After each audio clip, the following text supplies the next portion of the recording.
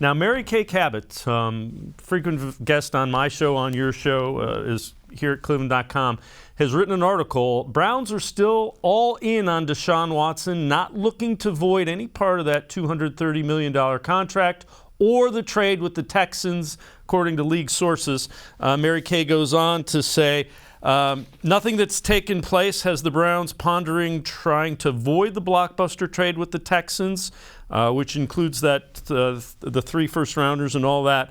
And even though that the Texans are going to be soon added as defendants for allegedly enabling it. She goes on to say, this is via a text from Harden, the defense attorney for Deshaun Watson. Browns and all of us know that Deshaun are still totally behind him. These latest claims by Busby change nothing. They are totally false and will ultimately be what everyone concludes to hear when the evidence is heard. And again, G. Bush, that's one of the things that leads me to believe nothing. You know, everybody's beating up the Browns for saying they didn't do their due diligence, they didn't do this, they didn't do this.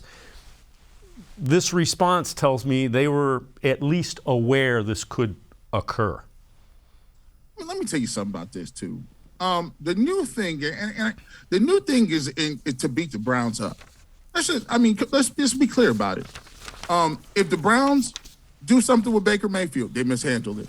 If they go after Deshaun Watson, who was a top 5 quarterback, well, they didn't do their due diligence. They had a knee-jerk reaction. They should have went in the other direction. But when we were drafting quarterbacks in the first round and striking out with Johnny Manziel and striking out with Brandon Wheaton, we had a problem too. When they gave Josh Gordon extra chances, we should have got rid of him. And then he goes to New England, and it's all of a sudden it's a great opportunity for him to start his career. When Deshaun Watson was mentioned for the Saints, for the Falcons, for these other teams, it was the Deshaun Watson sweepstakes. The Cleveland Browns swooped in and they said, what happened? How did they get him? Oh, they gave him $230 million.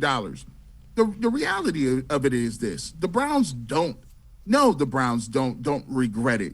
This is a once-in-a-lifetime opportunity to get a quarterback in his prime that is still under the age of 27, 28 years old, and you had an opportunity to have him reach the market.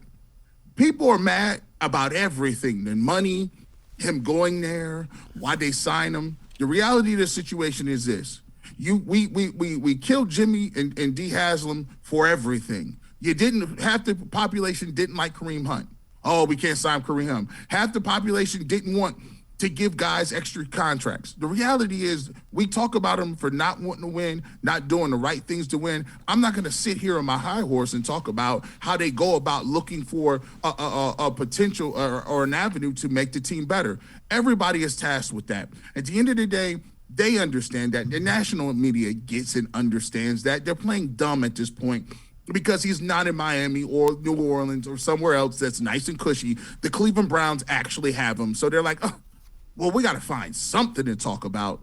And at the end of the day, nobody regrets getting a top 5 quarterback if he sits out 8 games, even if he sits out a year. Guess what? He'll sit out his year, he'll come back, he'll be 27 years old, and he'll play football. Yeah.